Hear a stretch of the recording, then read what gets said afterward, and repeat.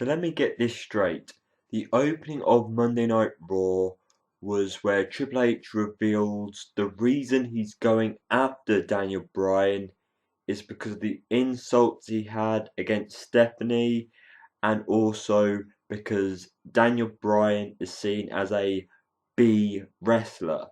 Is that going to be his new quote? Because over Daniel Bryan's recent push, he's been called the weakest link, GOAT base, is the B grade wrestler, the new term that he's going to be labelled as for this storyline. Every storyline, is Daniel Bryan going to get a new nickname? But as the opener goes on, Triple H presents Orton with a new car. And we all know when the wrestler or top guy gets a new car, it just gets destroyed. And it just happened to be Kofi Kingston destroying Randy Orton's car the last time it happened. So we all knew by the end of the night something was going to happen. And the way they did it was quite clever, I guess. There was the whole thing going around about Orton being the face of the WWE now, which I guess he is, being the champion, being with or lined up with the game, the boss, Triple H. But Daniel Bryan goes on by saying, if I beat you at Night of Champions, will that make me the face of the company? And the car is smothered with the word yes, yes, yes. And that was quite clever, bringing in Daniel Bryan's catchphrase into, destroying the car in some way. But that builds up the rest of the night of having the WWE locker room on the ramp to watch the main event, which was Daniel Bryan versus each member of the Shield in a gauntlet match, which Triple H labels as the gift of justice. Okay, it's set up the main event. It's given the Shield a chance to appear on TV. It's putting Daniel Bryan in the opening of Raw, which people tune in to see, and then the main event. So Daniel Bryan is getting a lot of focus. You're using the Shield because in the time of WWE's build, the Shield are the dominant faction, even though they've not really had the strongest things going for them recently, so they're getting reused in this storyline. So following CM Punk defeating Curtis Axel, the fans using the WWE app vote for CM Punk versus Paul Heyman, the match that CM Punk had been waiting for. And I guess they were concentrating on giving Curtis Axel his moment on Raw by having him take down CM Punk. But the thing that stood out for me in this segment, or after the match, was Paul Heyman with his kendo stick attacking CM Punk. You could tell from the expression, the feeling, the choice of words as he attacked Punk, the story behind this, the way they felt about each other, the way that WWE are building up the storyline between CM Punk and Paul Heyman, and eventually the feud again between Punk and Lesnar. Very nicely done. This being the best segment of Raw, I thoroughly enjoyed it. Yes, the fans chanted boring, but with this being the best part of Raw, maybe it was chanting more towards Curtis Axel. No disrespect to Curtis Axel, he is a wrestler I hope to see more from, and he's sided with Paul Heyman, so I look forward to seeing Curtis Axel grow. But with the end of all this, CM Punk got beat down to make the Paul Heyman look strong and Curtis Axel to have his moment. But later in the night, CM Punk wants Paul Heyman. So Brad Maddox makes the match, which I thought at Night of Champions, all the championships should be on the line. But instead, we're getting Curtis Axel, the Intercontinental Champion, and Paul Heyman go in 2-on-1 elimination match against CM Punk, which at least it gets them onto the card. But if the IC Championship's not on the line, aren't you going against the United Championship rules? But looking past that, best part of Raw by far. Enjoyed it. Great story. Great build up of CM Punk.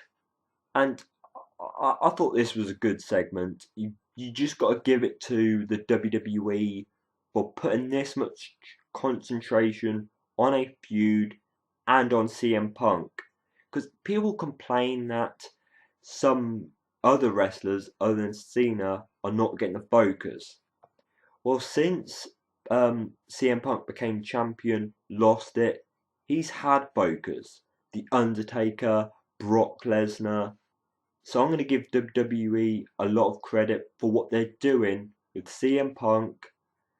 Curtis Axel being involved could be some credit too. And Lesnar, we'll have to see what he does when he comes back. So following a dancing distraction by The Miz, Cody Rhodes gets a roll-up win on that entertainer with a few wrestling moves. What's his name? Someone give me a clue. Fandango! I don't think I said his name correctly, but I'm not going to try doing it again because I honestly don't care about him. Yes, he may be good at entertaining the fans, and all that rubbish he does, but to be honest, buy his theme song, support his theme song, but him, I don't care. Look, in the next match, because Brad Maddox turns it into a tag match, Cody Rhodes and The Miz versus Fandango and Sandow. We have Fandango fleeing the ring, so Miz hits a skull crushing finale on Sandow, which is good because I guess it prevents Cody Rhodes and Sandow from pinning each other, which is good because maybe at Night of Champions they'll have a briefcase match, Sandow versus Cody, where we get a pinfall then, build up to it, maybe. But as for the Miz and Fandango feud, really, really, really. With the declining of Natalya, I didn't really care that Brie Bella defeated her. The thing that stood out for this was AJ. I compliment on the WWE giving us such a great promo to perform on Raw, but majority of her promo, if not all of her promo, put down the whole Divas division. And so she should be in the heel, being the champion, but the Divas division's dying anyway, and you've just put down every other diva that you're going to come up against. So it's like, I'm speaking the truth, you're all useless, I'm the best. Which sadly, right now is the truth, even though Natalya should be in a better place, and possibly some other divas. But maybe this would be a great opportunity to bring back the classic divas. Lita, come on now. Maybe Beth Phoenix could eventually come back. Michelle McCool. I just think if you just put down your current divas division, bring back some classic divas to prove AJ wrong. As much as I enjoy Ricardo Rodriguez's work, the distraction he put into the Del Rio and Rob Van Dam match, yes, it screwed the heel to get the win, but isn't a manager's job meant to be more helping the heels get the win? But looking past that, this allowed Rob Van Dam to get a win over Del Rio to get a championship match at Night of Champions. So I like how the WWE are building up Night of Champions, giving us matches, giving a few weeks of build, But putting Rob Van Dam back in the driver's seat in the main event, yes, it's a different challenger for Del Rio. Good stuff. But do we want to see RVD in the main event scene or in the mid card scene? He could benefit both, but I'll leave that to be a question for you people. We have Randy Orton versus Christian. The main difference is it's the WWE champion Orton as a heel going against the face Christian. And even though I agree that Christian is getting better in the main event scene, the result is Randy Orton picking up the win, which rightfully so. It's all about Orton, building himself up again as the champion, as a heel. Christian, maybe he could be doing something better going into future pay-per-views, but right now, being put up against Orton, keeping Christian in the main event scene, because we've got RVD, who's returned in the main event scene, Christian returned in the main event scene. What's wrong with having one of these two doing a mid-card job? Out of Rob Van Dam and Christian, who would you have in the mid-card? The more feuds we get in the WWE, I give them credit for.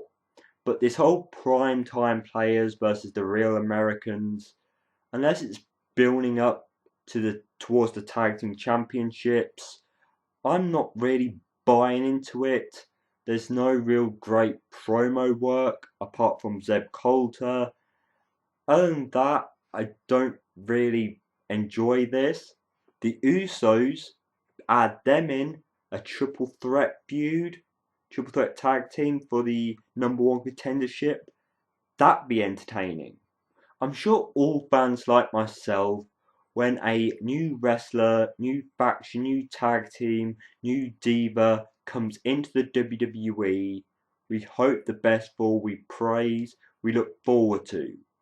But when it comes to the Wyatt family, I still have that feeling. And as they cut that creepy promo about why they do what they're doing, they did not mention Kane. Kane got taken away from the last pay-per-view SummerSlam, and there's no been mention.